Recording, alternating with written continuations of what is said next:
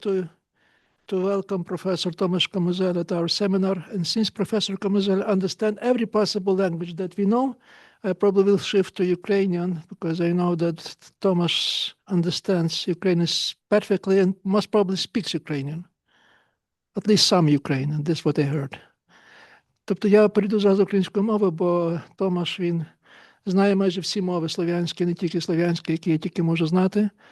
Це велика честь і приємність гостити нам Томаша Камузелю. Зразу скажу, що Томаш був декілька років тому назад в нашому університеті. Він представив свою нову книжку про Річ Посполиту. Дуже тяжко означити спеціальність Томаша, тому що він є інтердисциплінарний історик, який займається соціальними аспектами мови. Тобто зрозуміти, де його точний фокус, тяжко, але перш чергу він і лінгвіст, і дуже добрий лінгвіст. Він зараз є професором, довгі роки професором St. Andrew University в Единбурзі. Сам він є громадянином, він сам є походженням з Польщі. Його перша дисертація це була в Ополі, габілітацію він робив у Варшаві. Він довший час займався і науковою працею, і адміністративними посадами. Дуже важливий момент, що варто зрозуміти особливу чутливість Томаша до справ українських і інших. Він сам із Сілезії. Він, так би сказати, є сльонзак. Він дуже активно підтримує сльонзацьку ідентичність, зокрема, займається історією і мовою з цього регіону, через що мав не цілком приємне життя і кар'єру в Польщі, але в кінці знайшов собі цілком добре місце в Единбургу. Він має дуже великий список праць, які можна побачити на Вікіпедії, зокрема, праці, які стосуються мовної політики і націоналізму, а хочу вас особливо заохочувати до його рубрики, які він дає в нас на веб-сайті «Україна модерна» уже декілька років протягом війни, де він аналізує активне використання мовного питання мови у українсько-російській війні. А останнє, що хочу сказати, Томаш бере участь в цьому нашому великому проєкту «Глобальна історія України». І останнє ми бачилися з ним 2 місяці тому у Відні, де я презентував свій розділ. Це розділ величезний про еволюцію мовного питання в неукраїнських землях. Надзвичайно великий, надзвичайно ерудований. І, власне, ми вирішили, що сьогоднішня доповідь буде частиною з цього розділу. І ми так після коротких перемовин з усіма учасниками нашого семінару вирішили, що найкраще, якщо професор Томаш Kamusella зосередиться на найранішій історії нашій, ті історії, які ми не менше знаємо. So, Professor Tomasz Kamusella, without further ado, the floor is yours. Thank you. Thank you a lot, Professor Slavko, for such a nice introduction. I hope you can hear me. We hear you perfectly. Splendid.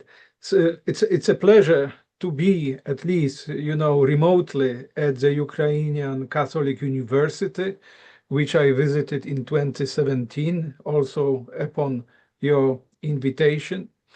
As you kind of point out, I'm an interdisciplinarist, and in the scholarly world, people have a problem with interdisciplinaries, because they are considered to be interlopers and not specialists in any field.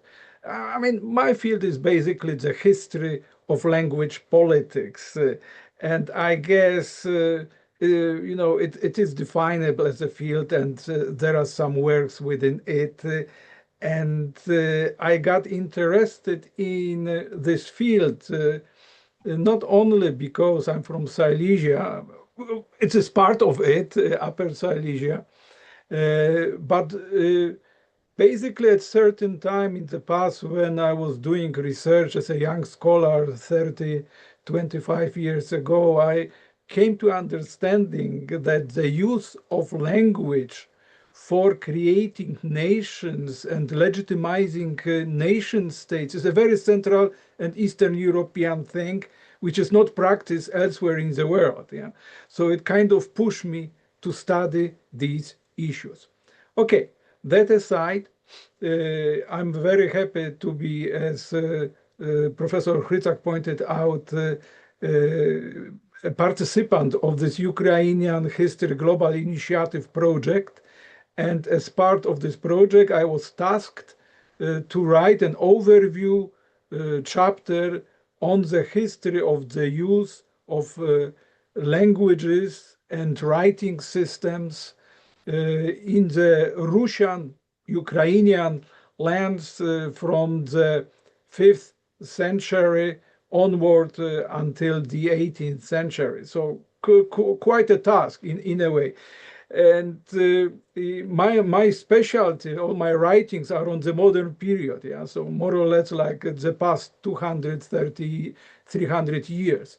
So basically, I have some knowledge of this deeper past, if you want, but I needed to read up. So the second half of last year, I basically spent reading and finding out what was happening and how these things can be connected into a kind of a story which would be presentable to the public at large. And I'm still struggling, as Slavko may know. However, I think that being an interdisciplinarist and kind of poking my finger into other people's pies, I've managed to bring together enough interesting stories which may be an eye-opener to some of you. At least these were eye-openers to myself. I got surprised myself with finding certain things about which I didn't know prior. So not to go on with this introduction of the talk for too long, I will try to share my screen with you. Let's hope it will. Sharing is not turned on. Send a request.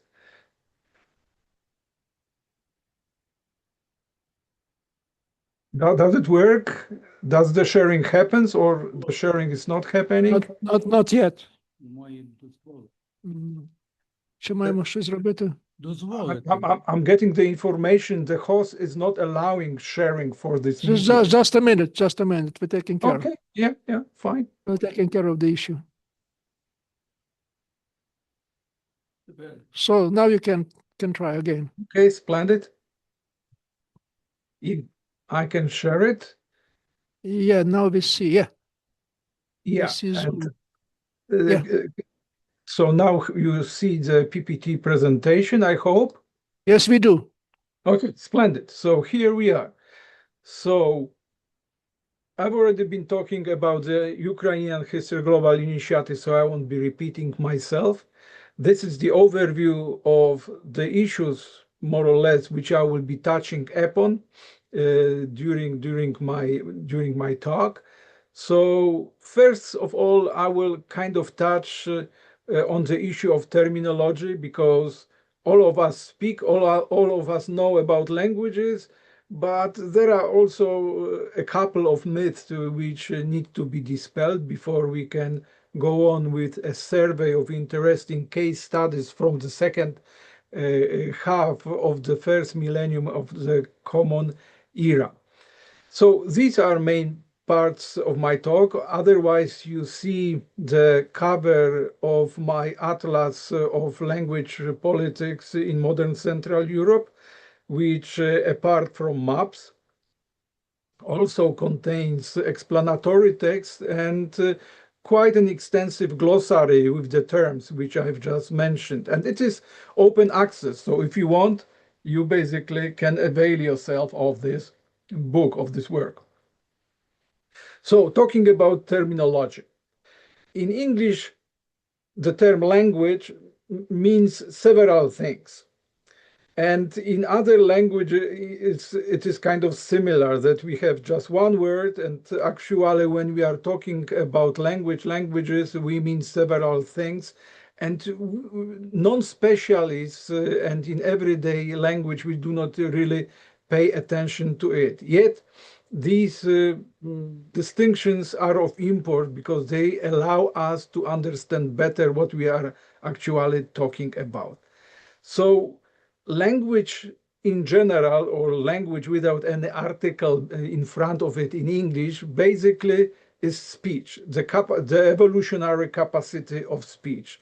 And it is a product of nature, and all of us are wired all humans are wired with this biological capacity of speech, which was produced by evolution.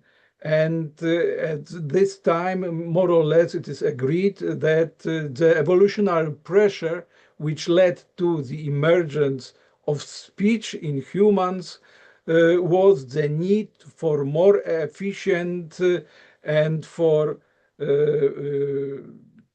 quicker, time-wise method of bonding humans into groups. So the primary function of language is bonding people in groups. And if you think about it, what you say in the course of the day, most of the things which you say are for bonding with other people, because you greet people, you are nice to people, you are unnice to people. It is not about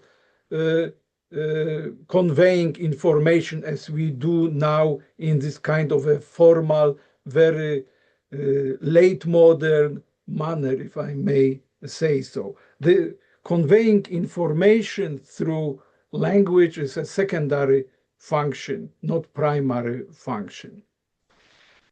Yet this capacity for biological and evolutionary capacity for speech hardwired into our bodies through evolution always comes in actualizations, in forms which were worked out by specific human groups. And these are referred to in English as languages in plural. This other language I've been talking about doesn't take a plural and doesn't take an article in front of it. However, actualizations of this biological capacity of speech, they are countable nouns and they take articles in front of them, and they obviously take the plural ending in English, which in English is s. So these actualizations are usually the languages we are talking about when we are saying in the world there are 8,000 languages. Yeah, so these are the actualizations. But when we talk about the biological capacity, there is just one. Some people say it is humanese, one language of the entire humankind. Okay, and there is a third thing. Usually when we say a language in Europe or in the Western world, we actually mean a certain concept of a language, of an actualization of the human capacity of speech. And this is a product of historical processes in Europe. And nowadays, you could say this concept of a language consists from a formal grammar, a formal dictionary, a formal set of orthography, how to write this language, with what kind of a script, and so on and so on. So writing is coming into it. Yeah, we in the European Judeo-Christian world started conflating languages with writing, and out of sudden something which has a written form is a proper language, and something which doesn't have a written form is called a dialect or patois. So out of sudden, here you see the emergence of what we nowadays term language politics. Like nowadays in Poland, they say Silesian cannot be recognized as a language because XYZ, and all kinds of causes are invented. Yet, if you look from the global perspective, most of the languages of the world, we say there are 8,000. They do not have a written form, but we do not speak about them as dialects. Yeah. Yet, when it comes to these languages which have a written form, a good yardstick for counting them is the number of Wikipedias in such languages. There are 300, you know, so quite a few. So to wrap up what I've just said about language as a capacity of speech and a product of nature, and actualizations of this capacity in the form of languages. These actualizations, it is important to remember, are part of culture, and on the other hand, medium of culture. So things which humans produce with their imagination within their groups. And languages, this actualization of capacity for speech, it is important to remember, are products of humans and their groups. Yeah, and they are products like any other products humans are creating: houses, tools, ideas, and so on and so on. So yeah, I hope I've denaturalized languages for you a bit, because after the 19th century thinkers like August Schleicher, we in Europe tend to think that people have languages given to them by nature, that they are living organisms. Obviously, they are not. Yeah? There is this belief that languages are born and languages are dying, that languages have sister languages, and so on. I won't be going into this kind of skewed logic of all of that, but this is biologizing about languages which have nothing to do with biology as actualizations, apart obviously from this capacity for speech, which allows us to create these actualizations. Okay, let's move on. So writing, very many people equate in Europe, in the Western world, languages with writing. And this is kind of connected to this dichotomy of power, that there are languages and dialects, that languages have a written form and dialects do not have a written form. It is a very Western dichotomy. Yet writing, if you think about it, has nothing to do with language inherently. Writing is a technology of graphic representation of languages. So writing can be used for shaping languages and the use, yet it is a technology which is external to speech, external to languages as such. And it is a well-known fact, going back to the 19th century linguist de Saussure, who said, well, you do not believe that a photograph of a man is the man. Yeah? So at best, writing can be compared to a photograph of a language, but it is not a language or language as such itself. Writing as the graphic representation of speech is coming in, once again, in different actualization, in different forms. We usually in Europe call this form alphabet, which is not a very correct term, because there are some writing systems which do not, which are not organized alphabetically, to say it simply. So usually, when we want to talk about different forms of writing, we talk about scripts or writing systems. What is a dialect continuum? Slavko, Professor Hrycak, introducing me, said that I know all the Slavic languages. Obviously, I don't. Yeah. When it comes to talking them, reading them, I to a degree know them. I know them because Slavic languages, when we forget about standard languages as they are nowadays cultivated, in the past were coming in the form of dialect continuum, starting next to the Baltic Sea and going down to the Mediterranean Sea, and a person knowing some Slavic could actually start going from one end to the other and make herself understood. Not perfectly, but in all these basic things which humans know, a person could make herself or himself understood. And that's why, you know, Slavko, you can understand other Slavic languages even without learning them, just through use, because dialect continuum allows us for it.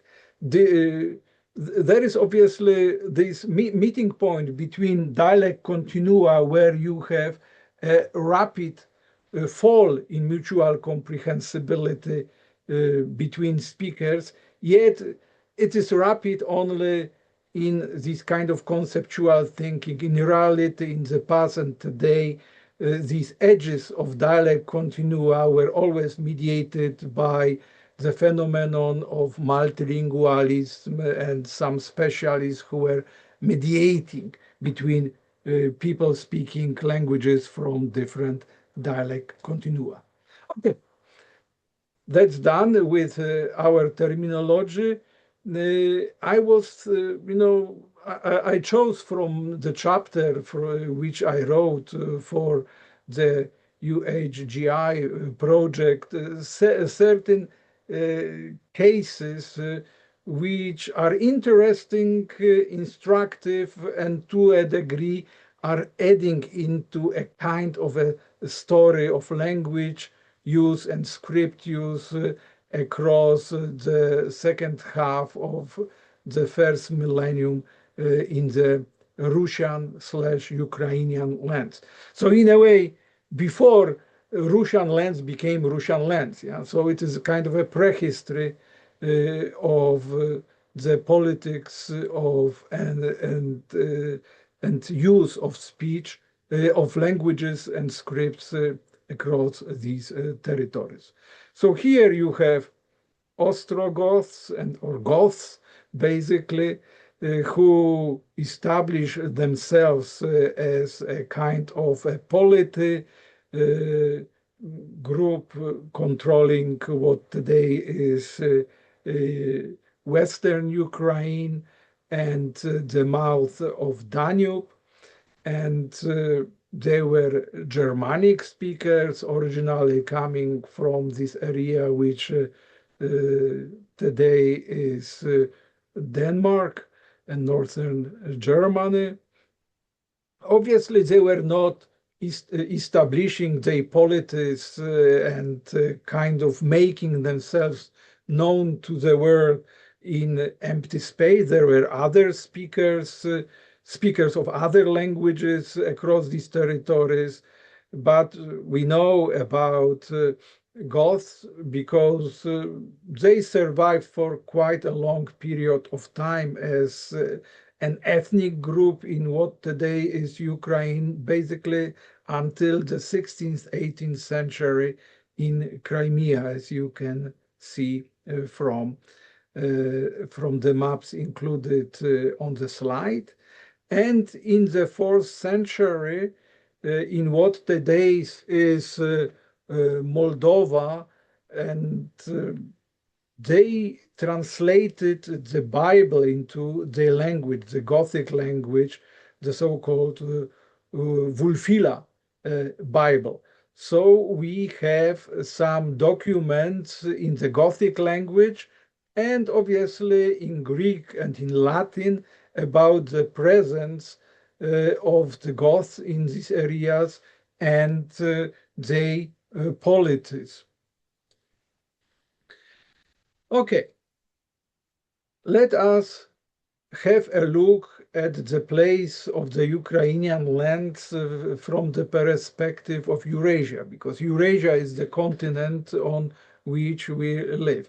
This map is presenting the band of steppe, the band of this grassland, which extends from the mouth of Danube, from what today is southern Romania, to Manchuria in China. So basically from the Pacific to the Black Sea and the Mediterranean, simply put. In this, using this highway of grassland through thousands of years, people were moving with, be it slowly, be it more quickly, usually pastoralists, because this grasslands was providing them with petrol, which nowadays is choked off in the Strait of Hormuz. But at the time, you know, grass was the petrol which people were using for moving across. And it was a pretty stable way of moving from the Pacific to the Black Sea and to the Mediterranean, and many ethnic groups were using it, be it Scyths, be it Huns, and so on and so on. A bit south of this steppe highway, you had something which a historian from my home region, from Upper Silesia, actually in the late 19th century, he dubbed this trade route Silk Road. Yeah, and we nowadays talk about it as Silk Road. It was basically a trade route between the Mediterranean, the Roman Empire, and the Pacific, basically the Chinese Empire. And this exchange of goods, ideas, languages, technologies have been going on across Eurasia, more or less from the beginning of the Common Era until the middle of the second millennium of Common Era. In mentioning both the Silk Road and the steppe so-called highway, because the western terminus of both was coinciding with what the Ukrainian lands are today. And at this western terminus, many of these peoples, ethnic groups, coalitions of ethnic groups originating in Central Asia or East Asia, like Avars, they were originating, we now know from genetic research, in East Asia. They were establishing in the second half of the first millennium their polities, you know, in the Pontic steppe, so basically in the western terminus of the Eurasian steppe.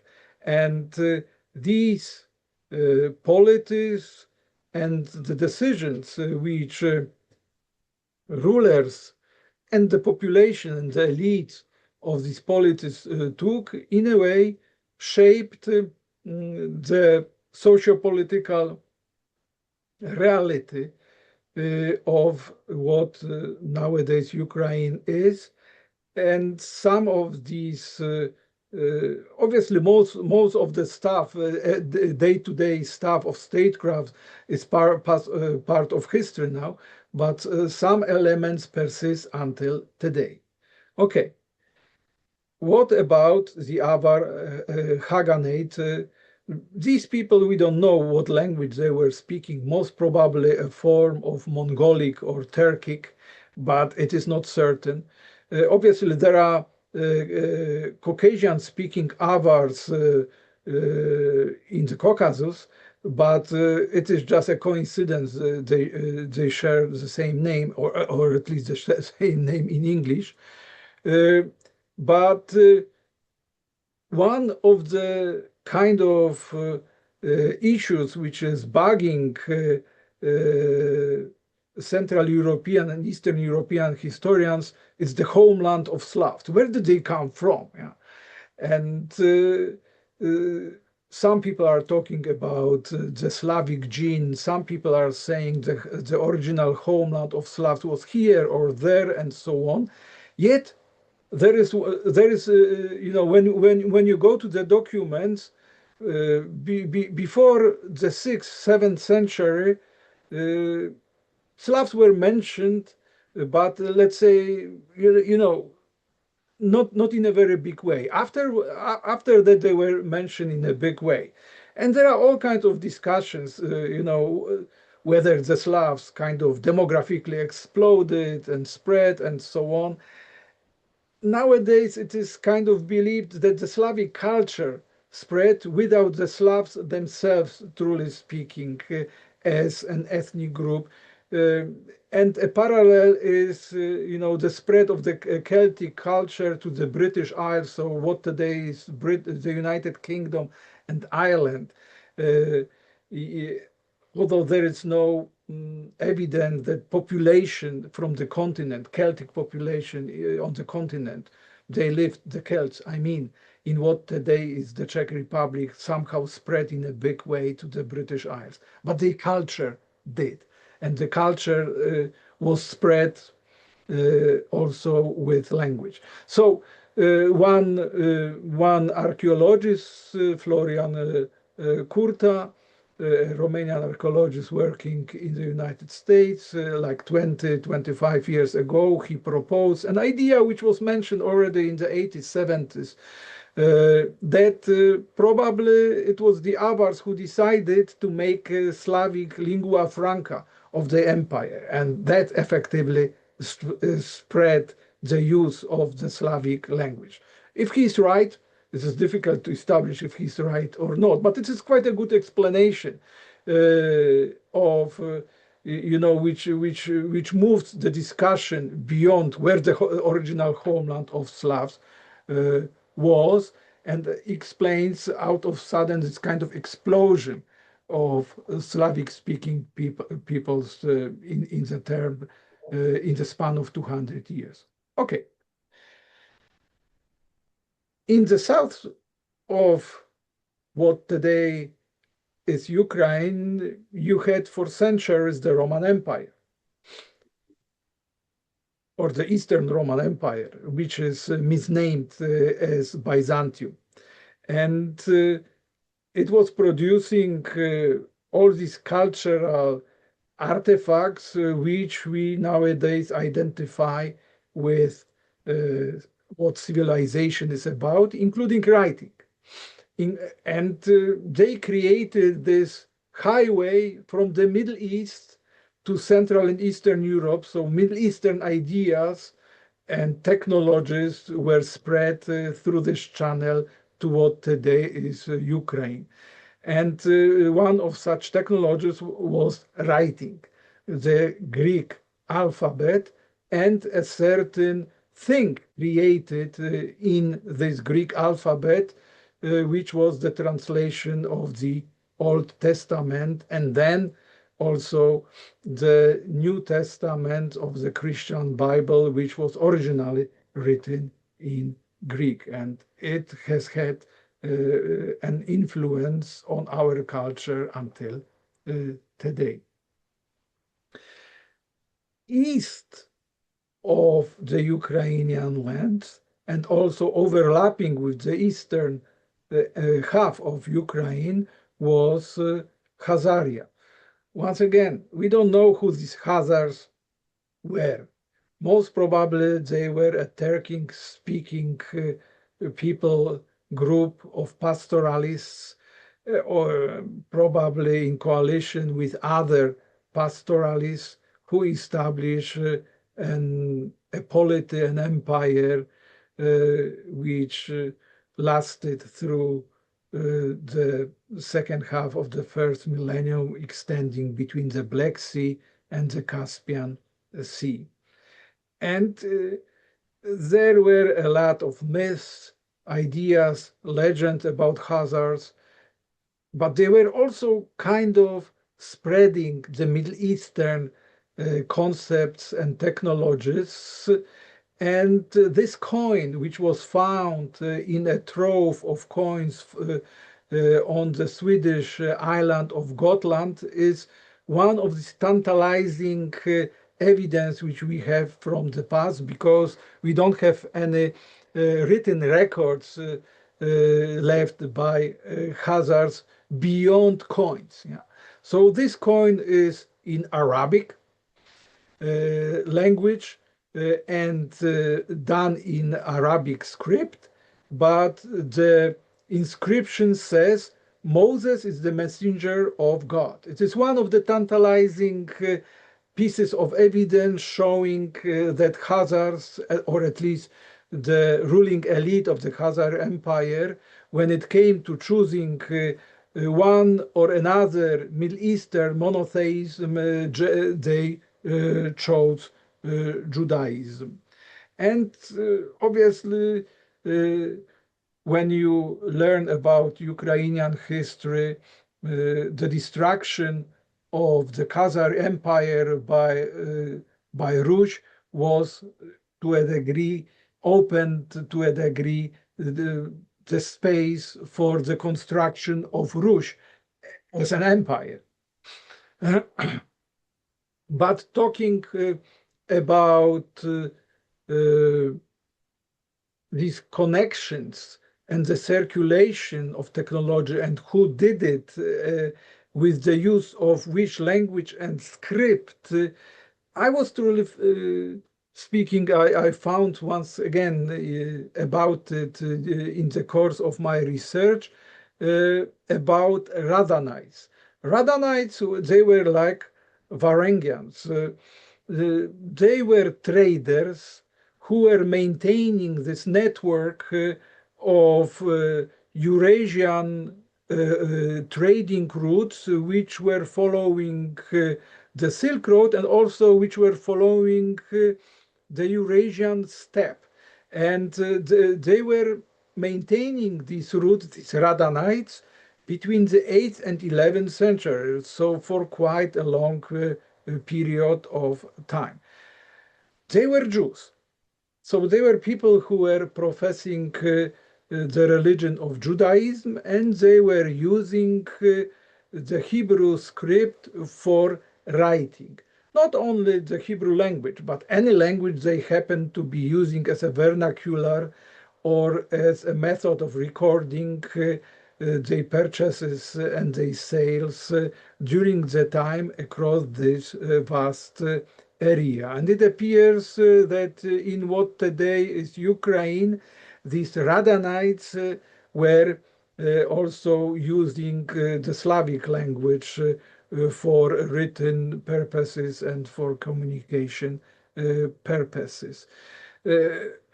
Why the name? Because the name is popping up in chronicles which mentioned these merchants and their roots. And these chronicles were usually coming in Arabic, and they were written down by Muslims.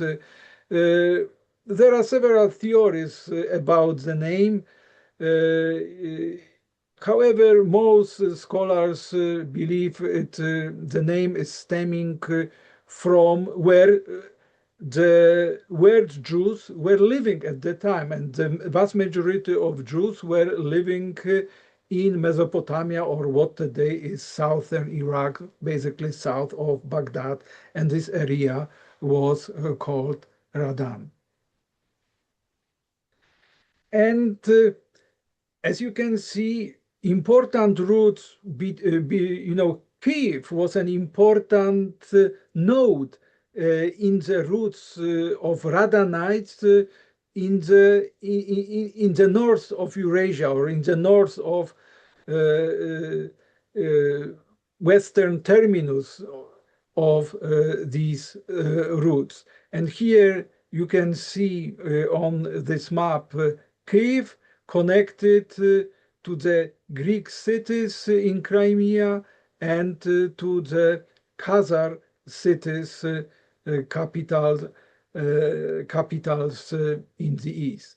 And we have actually a document which was found in Egypt, in the Geniza in Cairo, which is a kind of a reference letter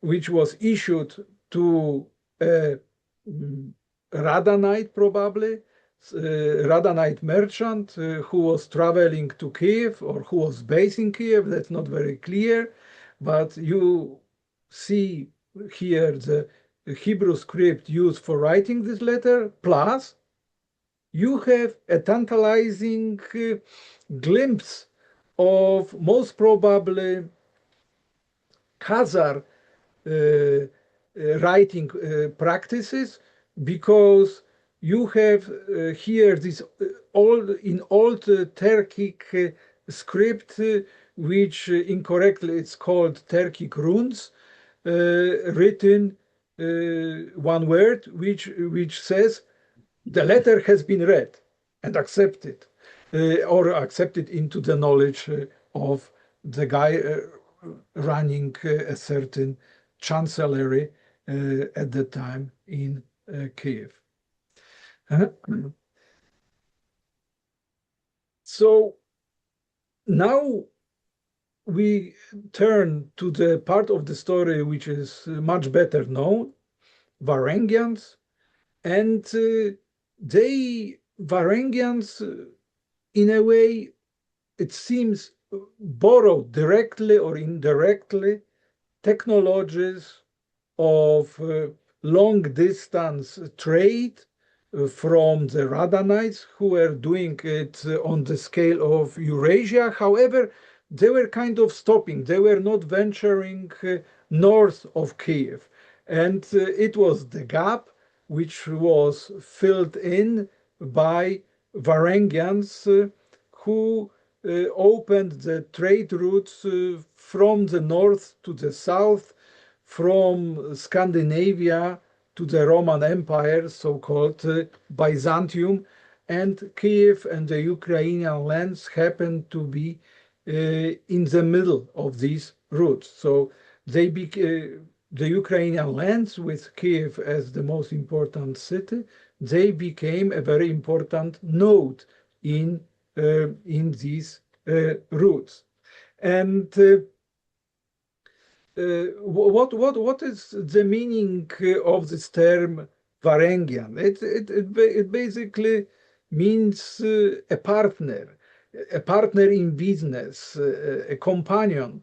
So Varangians created a company, and actually they modeled it on the companies of traders which were established earlier by Radhanites.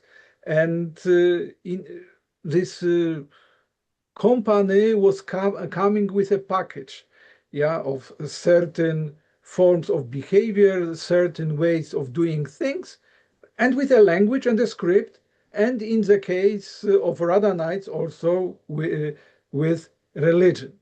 And these packages continued into the late Middle Ages, because all of us know about the Hansa, the trading empires of Genoa or Venice. So they were borrowing these practices and continuing them until the early modern times.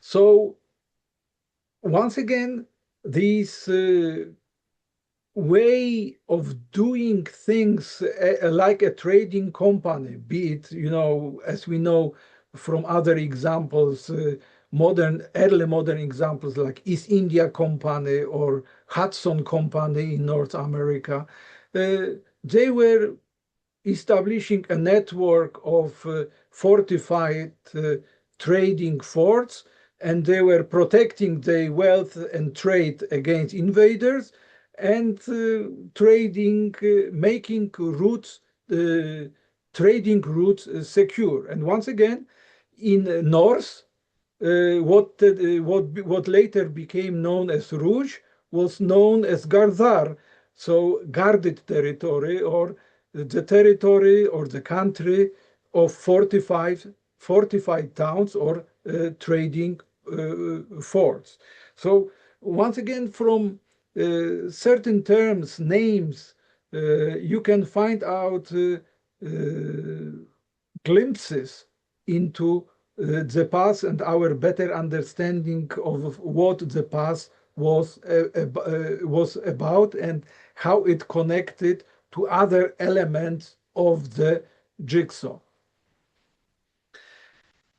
Yet, we have very few artifacts showing us what Varangians were doing across the territory of what later on became Rus, because there were very few, the territory of Rus doesn't have a lot of stones which were used by Varangians, Scandinavians, Vikings for recording their feats, their deaths, and other things in the runic form, in runes. But they were doing this recording in wood, but wood perished.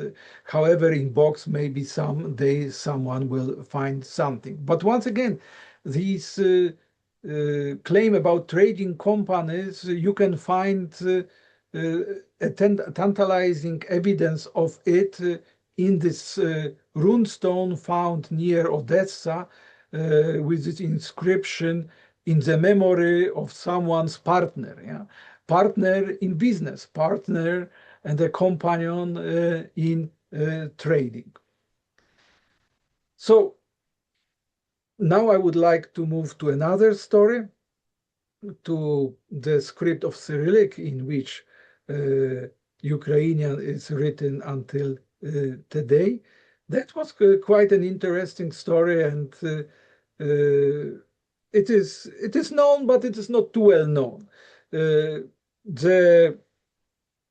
story started in Moravia, so what today is Slovakia, Hungary, and the Czech Republic. There was a kind of a Slavophone empire or state built on the ruins of the Avar Khaganate, and it was already the time when in Eastern and Central Europe, to be legitimate ruler, you had to accept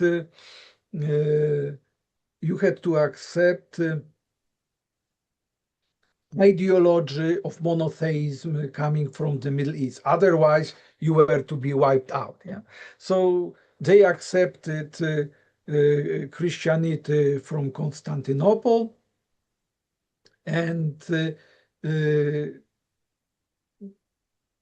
Glagolitic script was developed for writing down Slavonic. Then they switched, after 20 years, they switched allegiance to Rome, and they accepted Latin, and the Slavophone monks from what today is Macedonia and northern Greece were expelled, and they went to the Bulgarian Empire, where at the end of the 9th century, they developed Cyrillic on the basis of the Greek script, and they started using it. Then the Bulgarian Empire got squashed by the East Roman Empire, so-called Byzantium. However, this Slavic nascent literacy with the use of Cyrillic was preserved. So when Rus in 988 accepted Christianity from Constantinople, they decided to accept it together with the package of Slavic literacy in Cyrillic. Okay, so we've run through the examples which I prepared for our today's meeting, and here I have two maps from my atlas which show you the results of all these decisions and changes coming in the field of language politics and the politics of script, introduced, replaced by different polities in this area, in the area of Rus, in the area of the Russian lands or Ukrainian lands during the second half of the first millennium. The map on your left-hand side shows you the effect of these changes from the perspective of dialect continua. And you can see you have this one green Slavic dialect continuum, yet in the north you have Germanic speakers and also Finno-Ugric speakers, which was this area into where in the north Ruś was expanding. In the south you have Greek speakers, Romance speakers, and also some Finno-Ugric speakers who became later on Hungarians, and they established themselves in Pannonia. And you have still the Khazar Khaganate, because it's before the obliteration, but even after obliteration by Ruś, Turkic speakers didn't disappear. They were still there, and to a degree they are still there. The map on the right-hand side is the map of scripts, yeah, which were attested in the second half of the first millennium across these territories. I know it is too tiny to read it. If you are interested, you can have a look at the atlas to find out about the details. But the important thing is that these areas in the first half of in the second half of the first millennium were basically without any use, or with very scant use of any literacy, with the exception of the Roman Empire, where literacy was quite widespread. But when it came to populations, only Jews were fully literate, at least males, fully, well, being able to write something and read something, because beginning with the middle of the first millennium, the phenomenon of bar mitzvah comes into being, the phenomenon that a Jewish boy, in order to become an adult, has to prove that he has learned how to read the Hebrew script, and he can read a bit of Torah in it. And this led, obviously, to the use of this script by merchants and so on. That's quite an important thing to remember, because it is not remembered very well, and it explains a lot of phenomena in the history of Central and Eastern Europe in later periods. But I won't be going into it, because we are coming to slowly to the end of my talk, in order to give you some time for questions which you may have. What about the year 988, which is very important, and for Ukrainian history, as 966 for Polish history, or 1000 for Hungarian history, and usually these are referred to in traditional historiographies as the years when baptism was accepted by this or that state, or this or that polity, which is the beginning of quote-unquote true history of this nation state, or that nation state as we see them today. Okay, this was the moment when a package of monotheism and all kind of cultural practices was accepted from the Middle East as the standard, and everything which was before had to be wiped out. First of all, it had to be denigrated and then wiped out. So nowadays we have these norms continue to this day, that you can have only one religion, you cannot practice two religions at the same time.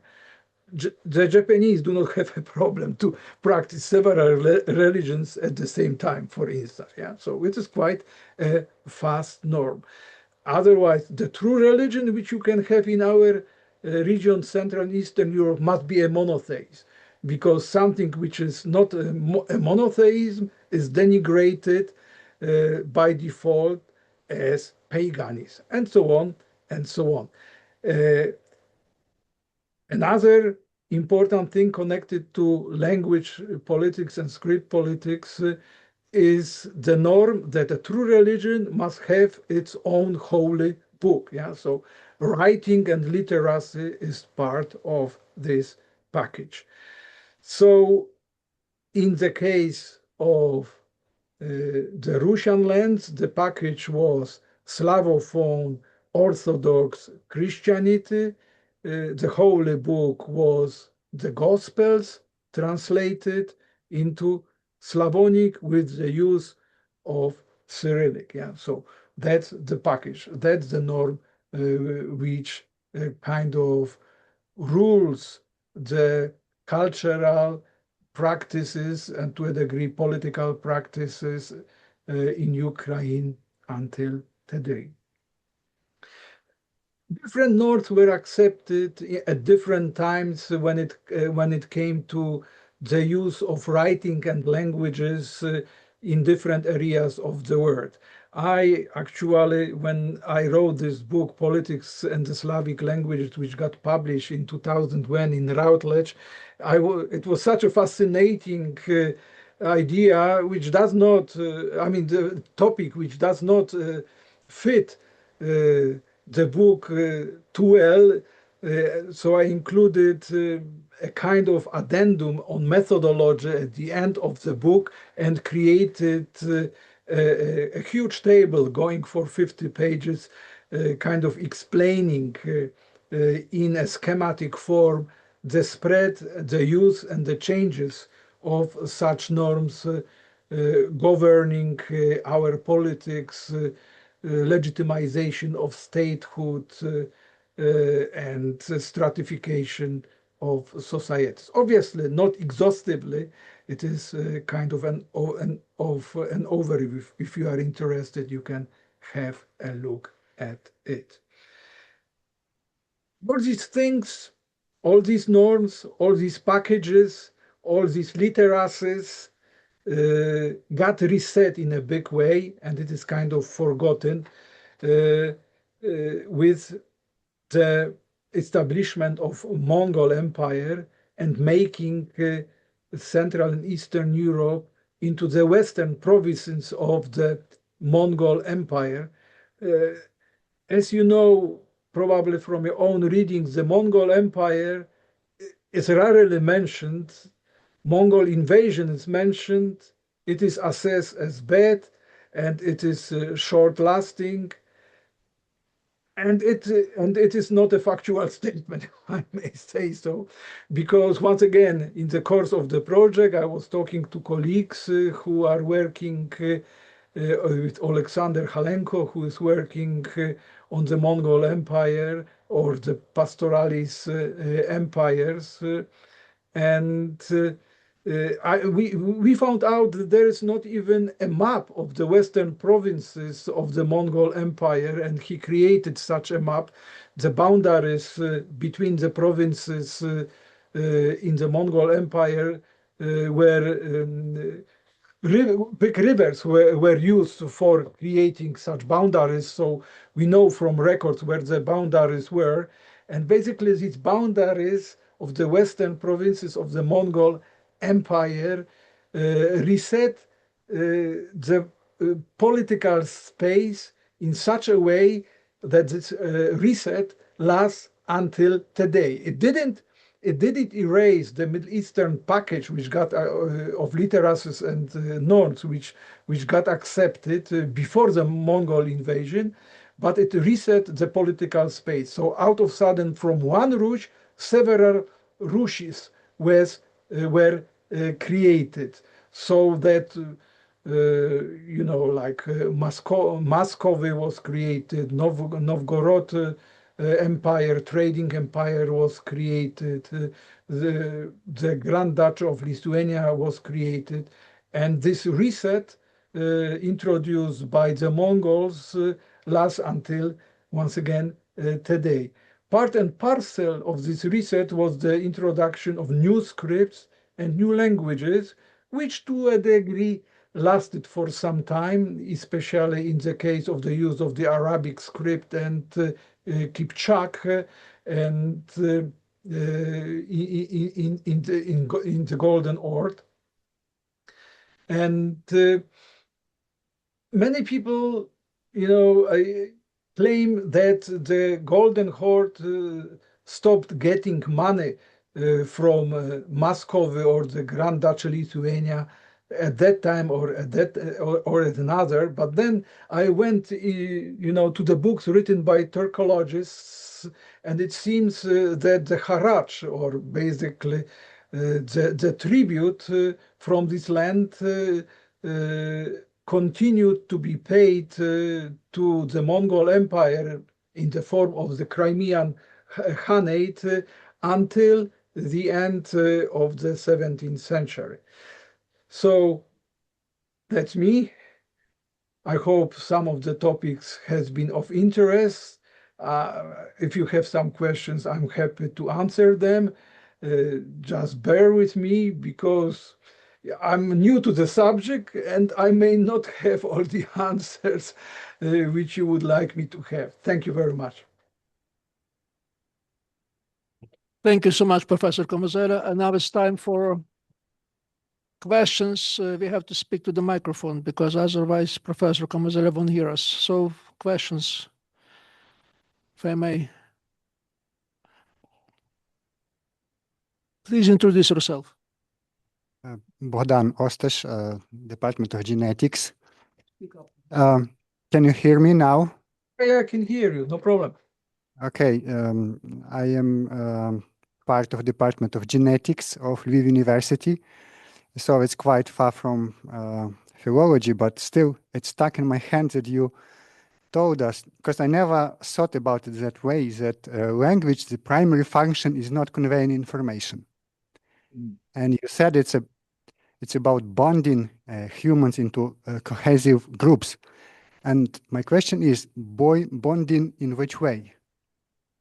Okay, that's a very good question. And there is these primatologists or evolutionary psychologists, Dunbar,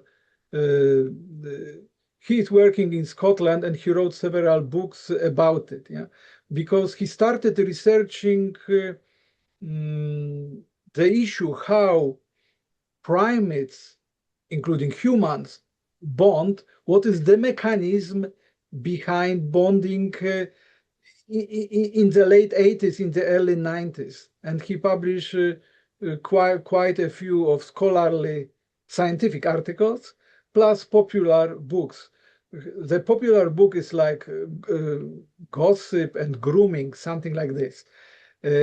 And he basically found out several interesting things.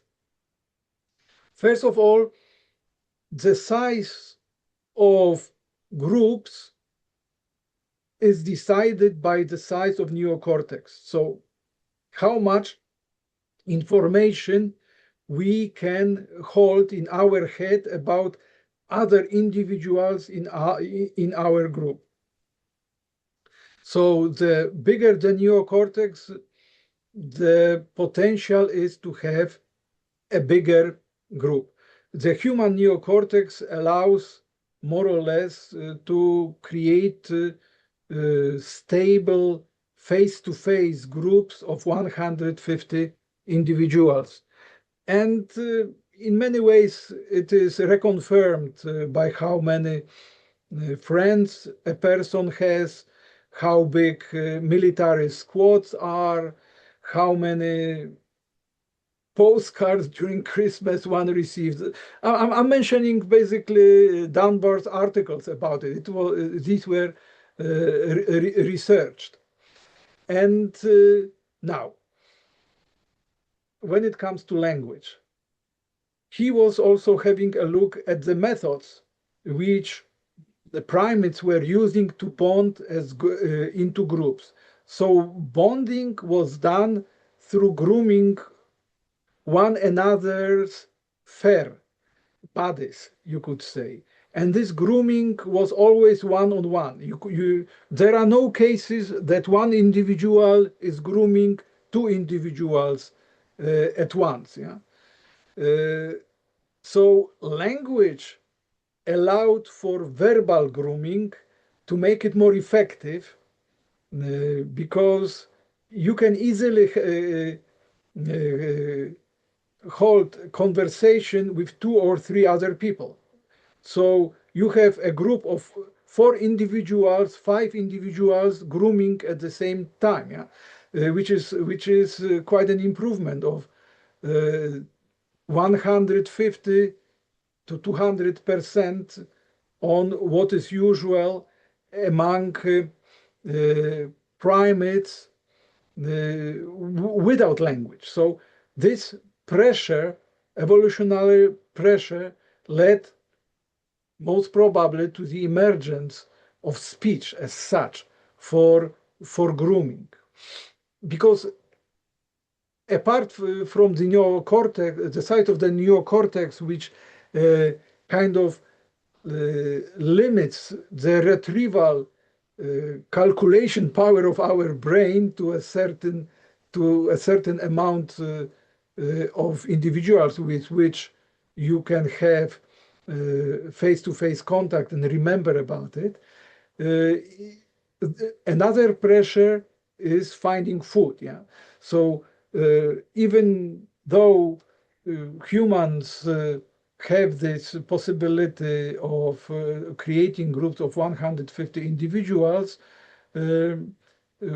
finding food and getting fat and not dying out of hunger was quite a pressure. So switching from one-on-one grooming to this verbal grooming of one on several individuals kind of lessened this pressure. I'm kind of repeating Dunbar's arguments and Dunbar's ideas about it. If you wanna read more on these things, I mean, there is ample material on that. Thank you so much. Further questions? Maybe put also questions in Ukrainian language? Yeah, please do. Tomasz? Yes, please. Yes, yes. Можна українською мовою, якщо хто себе чує зручніше. Прошу. Є питання? I have a question. Basically, you were saying that this region, Central European Union, is kind of the characteristic feature that people or state legitimize themselves by language. Did I get it right? Yeah? So this kind of specific feature. But judging by the old Russian text, they use the term yazycy. Yazycy, not a language, but an ethnic groups, so to say. So what you say on this, you saw on these maps, basically this says that there's no legitimacy by language because language doesn't stand as a base of a state. So what I'm talking about, what do we have any kind of chronological period when the people in this territory start using languages, a legitimizing principle, or this has no chronological dimension? Obviously, we have chronology about it, but it is a very recent thing to use language for legitimizing nation-building groups and for building nation states. Yeah, there is no mystery in it. The ideology of ethno-linguistic nationalism was developed in the early 19th century in what today is Germany. There was this guy, Ernst Moritz Arndt, who developed it, this idea in his poem, Was ist Deutschland? What is Germany? Which was included in a chapbook for Prussian soldiers who were fighting against Napoleon. It was a long marching song of like 10, 15 stanzas, and all the stanzas were kind of repeating a question: what is Germany? Where is Germany? And then comes the final stanza, or one of the final stanzas, because it was, you can have a look, it's a never-ending thing, says, Germany is there where the German language clings. Yeah, so that's it. And the pressure at the time was such that after the French Revolution, France was created as a nation state, and it was created on the civic basis that all the inhabitants on the territory of France are members of the French nation. And because France was expanding territorially, so the French nation was growing. And the people who were speaking German in the Holy Roman Empire, which was pressed to dissolve in 1806, they had a problem because they wanted to counter the expansion of France, yet they had no basis for creating a nation which would be equal to the French in numbers, because the Holy Roman Empire disappeared, so you didn't have a Holy Roman Empire which you could declare as a nation state and state that everyone who lives in the Holy Roman Empire is a member of the German nation. Obviously, you could create the Prussian nation, the Saxonian nation, the Wittenbergian nation, but they would be definitely smaller in number of inhabitants than the French nation. So if you have a look at Fichte and all the other guys from this period, they were kind of discussing all the time, I mean, how to define the German nation in order to defeat the French.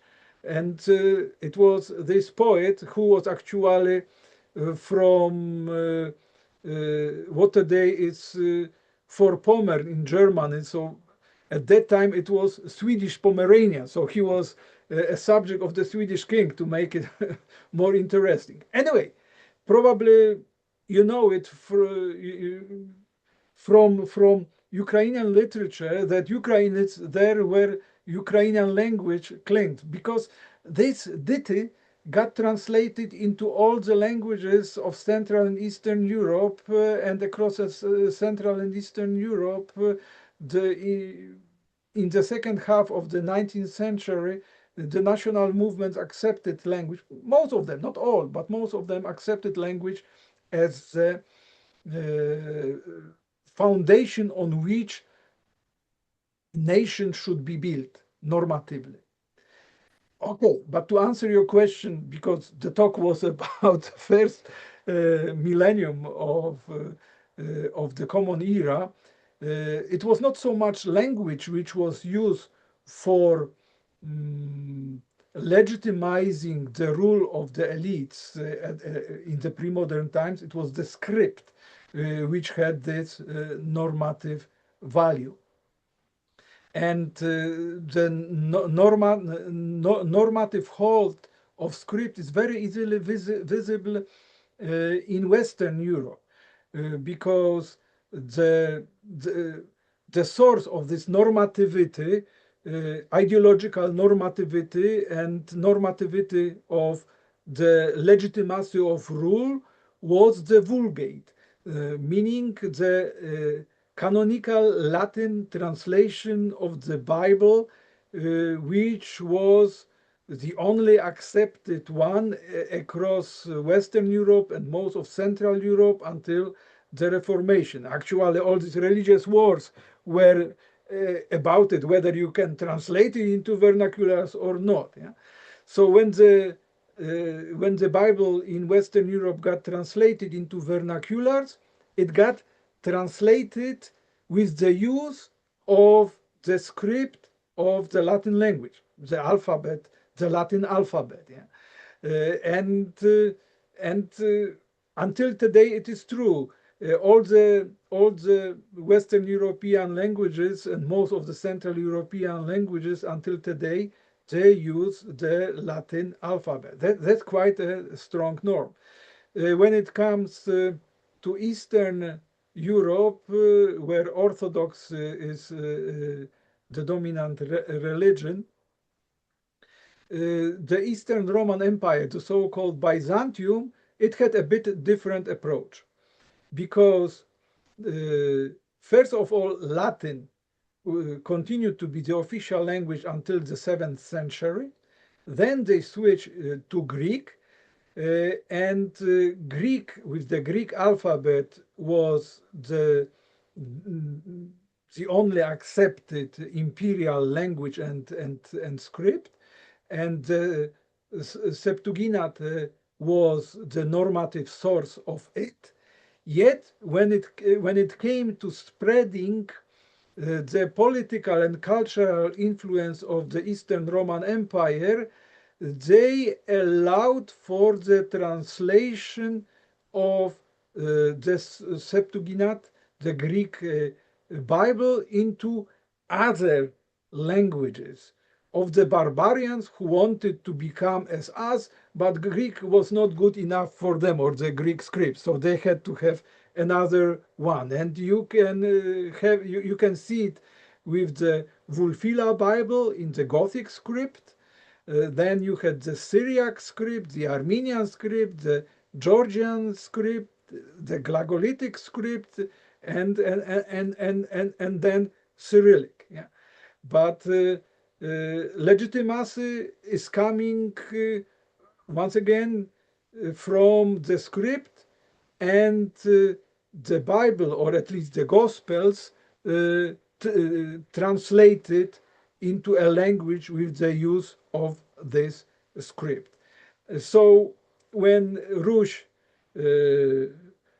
fractured after the Mongol Empire and other states appeared and other nations, ethnic groups appeared, and on the basis of these ethnic groups, nations were created and nation states were created, the scripts remain, yeah, like Belarusian, Ukrainian, Serbian, Bulgarian, they continue to be written in Cyrillic. And as you know, from the Ukrainian history, there were discussions. Maybe another script could be used, should be used, and these discussions were divisive. These new scripts were imposed from outside, but sometimes from inside. You didn't have it in Western Europe. Yeah, you didn't have it at all. That's how strong the normative is. I was looking hard for some detraction from the norm of the Latin alphabet. The only detraction is type. Yeah, like for a long time you had this division in Western Europe using Antiqua, the old letter, so basically the Latin script as it is used nowadays, and the Fraktur, the new letter, which was developed in the 16th century. And these two different types of the Latin script were used across the Germanic state, including Scandinavia, what today is Slovakia, the Czech Republic, and the Baltic states until the beginning of the 20th century. And once again, it was interesting to see how the different types were used for different purposes. During the modern times, in the 19th century, Fraktur got associated with German nationalists. So out of sudden, the Swedes and the Norwegians and the Danes just dropped it for Antiqua. Okay, if Fraktur means being German, we don't want to have it.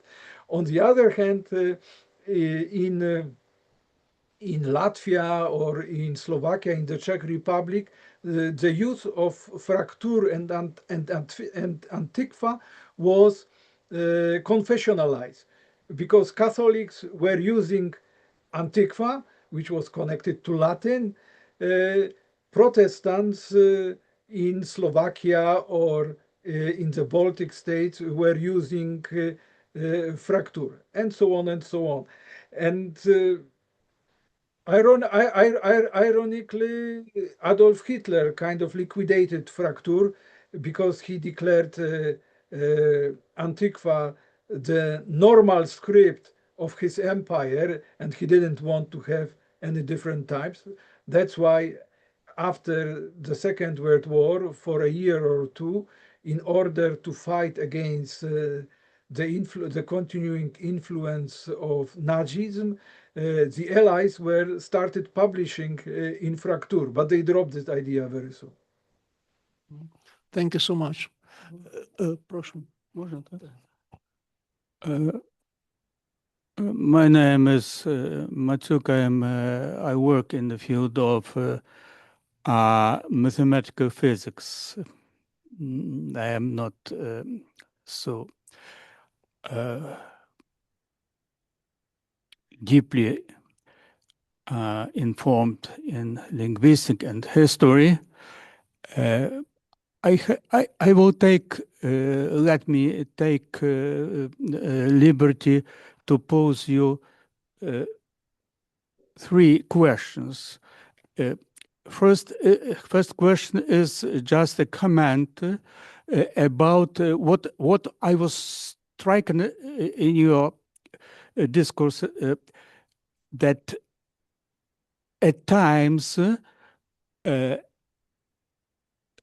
Slovenian language was introduced or imposed as franca lingua, as I understand. For me, it is very surprising. I thank you for that, because it is just ethnic. For me, it was always an ethnic question, because if I can communicate and people understand me, starting with east boundaries of Poland and ending somewhere in, west boundaries of Russian, Rostov, and so on.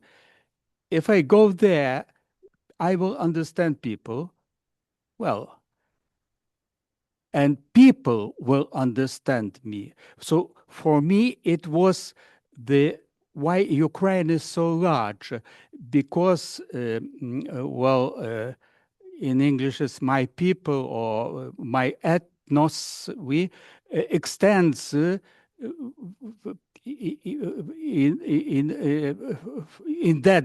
in those boundaries. But you said that not necessary, that different tribes which ethnically were not the same were imposed the Slavic language, and if one tried to impose language, that language should already exist.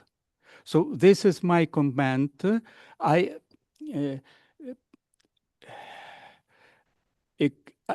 have to excuse myself for next two questions.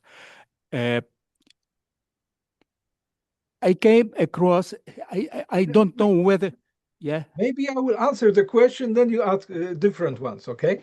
And you can ask your questions in Ukrainian, no problem. So, all right. I can answer it like this. You know, when you say a language had to exist before it is imposed, probably you make the assumption that a language is something which is written. However, written languages are a very recent development. We know when it comes to the Avars, it was not the case of imposition, most probably as you understand it today, because there was no ubiquitous bureaucracy which would be controlling how people are talking and what they are talking. It was rather a decision of the elite.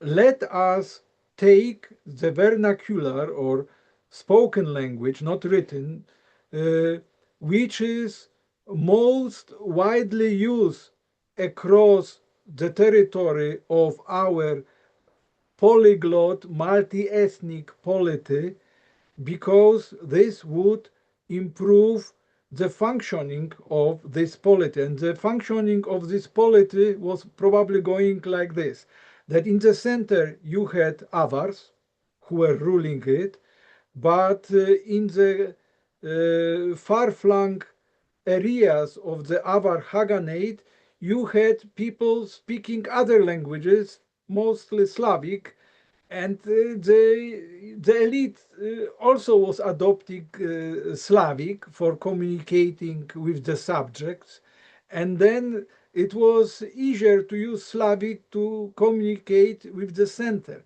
So it wasn't an imposition. It was a kind of a decision which was introduced differently that we would do now, because the world was pretty different at that time. Yeah, it was before the internet, before writing, before everyone being equal, before trains connecting and planes connecting us, and so on and so on.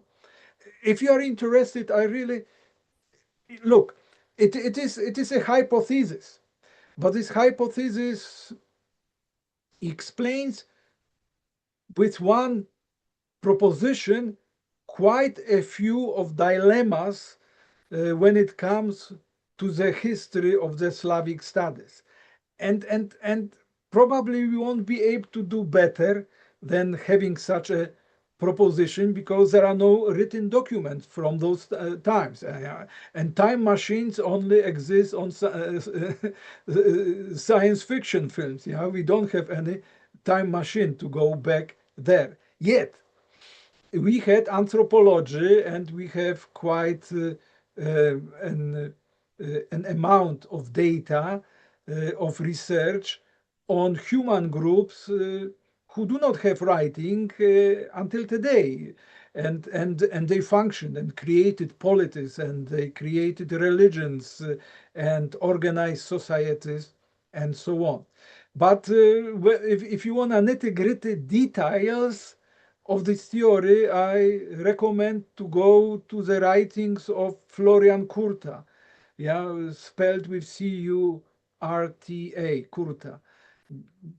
That's what he developed. And actually, he borrowed this idea from Swedish Slavicist Lund, L-U-N-D-T. So this idea has been circulating for some time, and it was revived when ancient DNA started to be tested. Yeah, and there is some kind of Slavic coordinated DNA, if you want, but these Slavic speakers or Slavic speaking populations living in what today is Serbia, Bosnia, Croatia, Bulgaria, they have more in common from the genetical perspective with Mediterranean population than Slavic population. Yet they have Slavic language as their language. Yeah, so that's another explanation. That's a dilemma of Slavic studies. And obviously the initial dilemma of Slavic studies is, where was the original Slavic homeland? Yeah, was it in Poland? Was it in Ukraine? Was it somewhere else? Probably there was never any Slavic homeland. Okay, You have another I will. question. Yes, I will try to be very concise. I don't know whether you came across the book named with the title "The Story of English." In that book, there is a page, the story in English, written by English or American authors. There is a page where many errors start in eastern Ukraine now, in northern Black Sea, yes? And it suggested that just a few of languages came from that region. And the opposite hypothesis is in one book of a Kiev scientist, I forgot the name, Tereshchenko, the opposite, that what we call old or historical Ukrainian language just is a heritage of the words of those tribes, as on your map you showed, who always came across and through those region of southern Ukraine, now southern Ukraine. And for example, borscht is not Slavic, is not Polish, but borscht, it is Iranian. It came from Iranian. So are you interested in comparing these opposite hypotheses? Thank you very much. Don't think I get you very clearly. Basically, what you are saying that people of different ethnicities meet and they take borrow words from one another. That's No, kind I believe, I'm sorry. The belief story was that North Black Sea steppe is a area of the origin European ethnic groups, linguistic groups. Yeah, well, but yes, it could be very well, and some people saying that I don't know if it's true or not, that in the past the Black Sea was much smaller, or it was a lake, and it was the area where many different peoples lived and came into contact, and they use languages as all the humans do, and these languages melded together, and where people exchange between them, and it became something else. But the problem with all this theorizing, what comes from where and where something was at the beginning and first, is that we don't have written records. Obviously, you have such a thing like historical linguistics, which reconstructs, and you have such a concept like language laws. But language laws are not language laws. There are certain correlations of what has happened in language X, Y, or Z, but projecting it backward into the past, I mean, it is like building fantasy worlds because we have no way to check it up. I know that in the Western world, we are prone to do it because August Schleicher, the guy who proposed that languages are living organisms and that languages are born, die, and they have sisters and brothers, not brothers, but sisters. That was his idea, that somehow you can reach this original language, Indo-European language. It is like a reflection of this Adamic idea that at the beginning there was some original language used in Eden, and it was Hebrew, or it was Dutch, or it was Polish. Many people were having different claims, and we are still running with this concept, because in our textbooks we have these maps, you have these trees of languages which go back to Schleicher. Yet you can do it because we have written records of the languages which we refer to as Indo-European languages going back in certain cases several thousand years. Yeah? So you can speculate about it. But if you have linguistics in sub-Saharan Africa, for instance, of Bantu languages, these languages are classified, or they are analyzed from the perspective of dialect continuum, because you don't have records going back showing certain relatedness between these languages. And another important thing is that Schleicher and even Darwin were proposing that when you know the correct relation between extant languages, you can reconstruct history of human groups.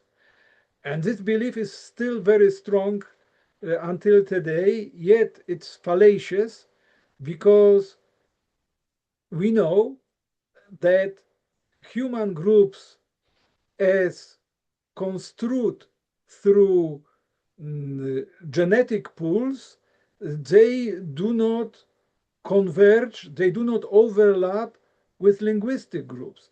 And why is it so? Because our genetic pool changes much more slowly than humans are changing languages.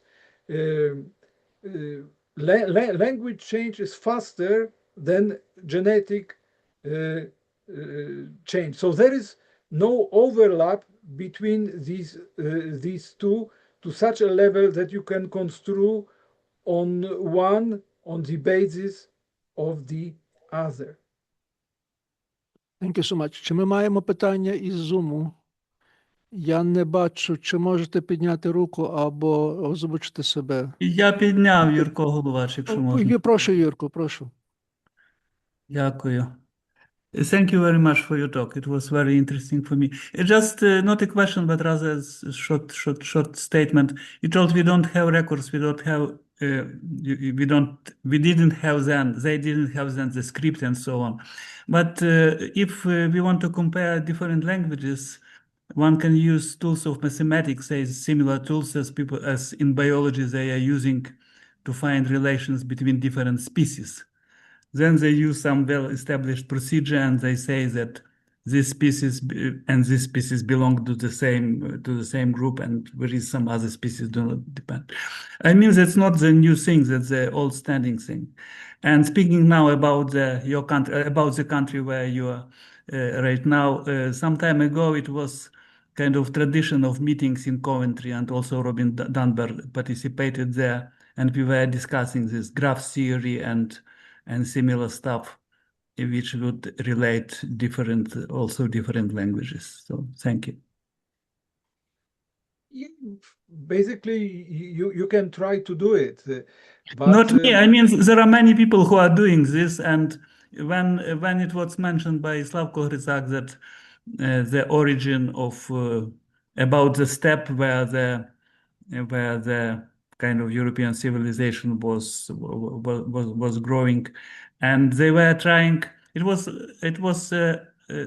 kind of 30 or 40 years ago. They were looking how did this Indo-European language, how did it look like? And for example, from the words, they were able to establish some features of culture of these people. So, look, I know what you are saying, and that's been done. That's been a huge cultural, political, European project which started with Bob and other guys in the 19th century between Germany and England. It was religiously driven by racist ideology, imperial ideology. Then it became kind of a scientific project. But languages are not species. Yeah, languages are products of human work and ingenuity. Yes, you can compare languages and forms of words, but the problem is, okay, I will give you an example. You may or you may not know, but this normative compulsion that a legitimate state in Europe must have a long history was putting the Hungarians at a disadvantage, because we know from history that they established the state around like 900 or something in Pannonia, and they were trying, Hungarian linguists, to prove that the Hungarian language is the oldest in the world. Yeah, like all the linguists in the 19th century, like Mickiewicz was trying to prove Lithuanian is the oldest language in the world, or very old because it's very similar to Sanskrit and all that stuff. Yeah.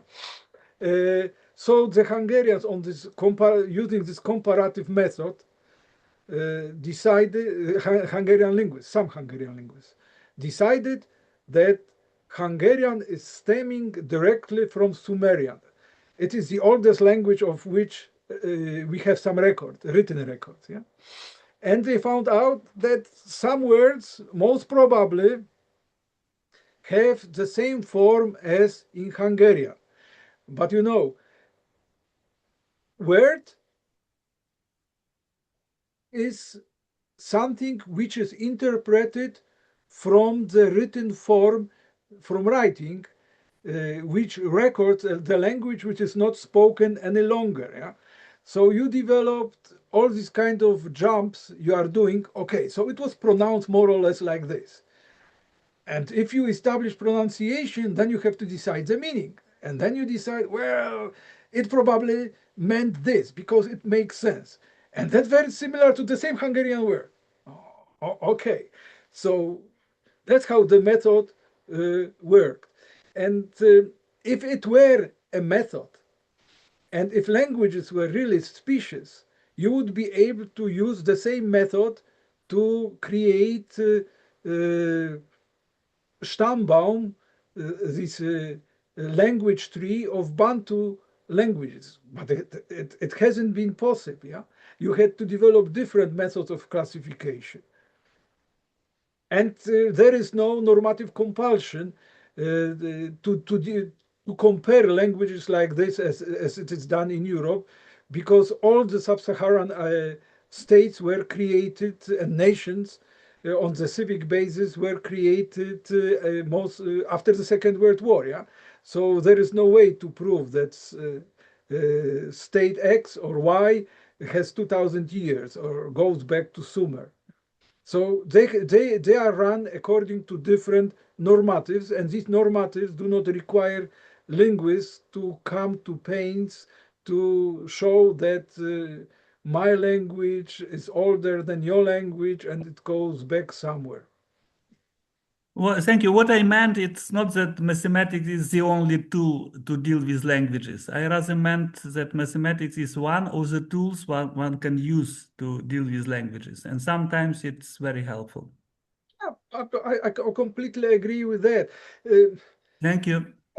But you know what? We are touching upon very interesting thing, which also shows how we misunderstand languages, because usually when we talk about languages, we mean standard languages with grammars, dictionaries, and taught at school as we have today. In the past, such things didn't exist at all. Yeah, language was varying continually from one place to another. That's why reconstructing it is an impossibility, because we don't know where we are aiming at, and reconstruction is based on the standard languages which we have today. So then the problems with that.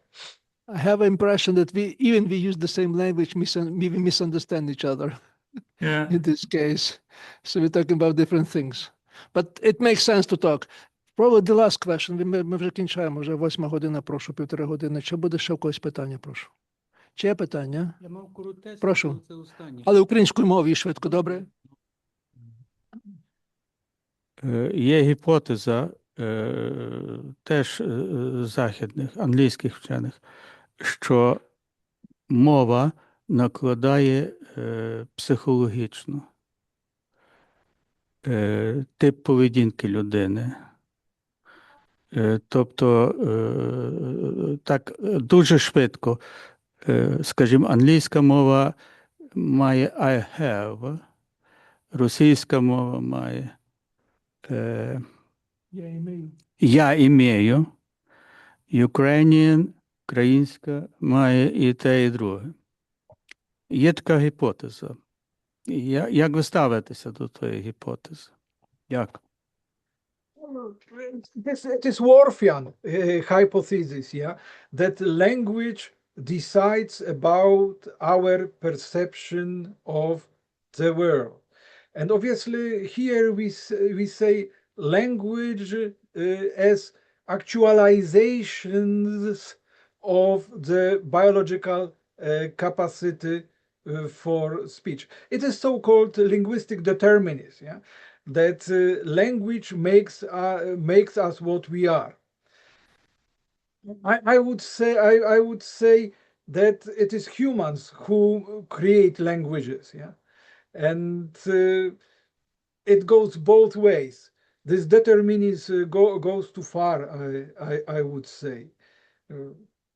So if this determinism was true, we would not be able to translate books from one language to another because of this determinism. So, and Google Translate wouldn't work at all, yeah, but it works. So, I mean, it is one theory, but I don't think it works, yeah. На цій позитивній ноті дозвольте подякувати професору Томашу Kamuselli за наш семінар. Thank you so much, Tomasz. We hope that sooner or later